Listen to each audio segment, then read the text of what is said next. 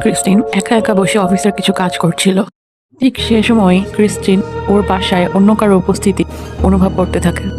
বাহিরে কোথাও কোনো ঝড় হচ্ছে না, কিন্তু ক্রিস্টিনের বাসায় প্রচণ্ড ঝড় শুরু হয়। এইসব ঘটনা ক্রিস্টিনের সাথে আগে কোনোদিন ঘটেনি।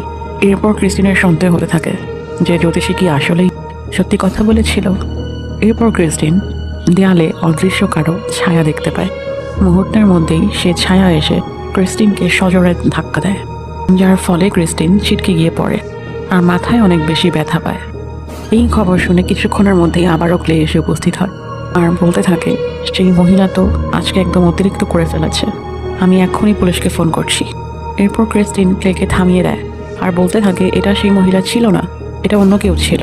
এরপর ক্লে প্রশ্ন করে, তো কে ছিল? ক্রিস্টিন বলে, আমি তাকে দেখিনি, কিন্তু এটা ওই বয়স্ক মহিলা ছিল না।